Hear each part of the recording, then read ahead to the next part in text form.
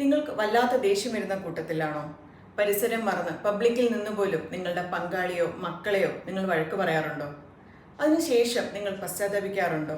നിങ്ങളുടെ ഈ ബിഹേവിയർ നിങ്ങളുടെ തെറ്റല്ല. ആങ്കർ കൺട്രോൾ ചെയ്യാതെ വരുമ്പോൾ ഇൻസ്റ്റൻ്റായി നിങ്ങളിൽ സംഭവിക്കുന്നതാണിത്. ആങ്കർ കൺട്രോൾ ചെയ്യാനായിട്ട് ബേസിക് 4 ടിപ്സാണ് ഞാൻ ഈ വീഡിയോയിലൂടെ പറയുന്നത്. Tip number 1, stop sudden reaction. അതായത് പെട്ടെന്നുള്ള ദേഷ്യം വരുമ്പോൾ പെട്ടെന്നുള്ള റിയാക്ഷൻ നിർത്തി പതുക്കെ റെസ്പോൺസ് ഡിലേ ചെയ്യുക എന്നുള്ളതാണ്. ടിപ്പ് നമ്പർ 2, ഈ സമയം കീപ് ഡിസ്റ്റൻസ്. നിങ്ങൾക്ക് ദേഷ്യം വന്ന സാഹചര്യത്തിൽ നിന്നും നിങ്ങൾ ഒന്നും മാറി നിൽക്കുക. മൂന്നാമത്തേത്, ഈ സമയത്ത് നിങ്ങൾ take a deep breath in and breath out.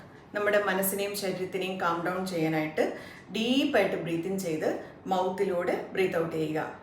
നാലാമത്തെ ടിപ്പ്, നിങ്ങളുടെ ട്രിഗറിങ് ഫാക്ടേഴ്സ്, ദേഷ്യം വന്ന ആ ഒരു ട്രിഗറിങ് ഫാക്ടർ നിങ്ങൾ ഐഡൻറ്റിഫൈ ചെയ്യുകയും നിങ്ങളുടെ അപ്പോൾ തോന്നിയ ഇമോഷനെ ഒന്ന് ലേബിൾ ചെയ്യുകയും ചെയ്യുക. ആങ്കർ മാനേജ്മെൻറ്റിന് ഒരു പ്രൊഫഷണൽ ഹെൽപ്പ് തേടേണ്ടത് ആവശ്യമാണ്. ദേഷ്യം വരുമ്പോൾ ഈ സ്റ്റെപ്സ് ഒക്കെ ഫോളോ ചെയ്യാൻ പറ്റുമോ എന്ന് ചിലപ്പോൾ നിങ്ങൾക്ക് തോന്നിയേക്കാം.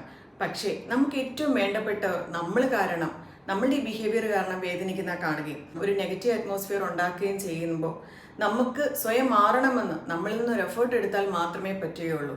അവർക്ക് വേണ്ടിയിട്ടാണ് ഈ വീഡിയോ.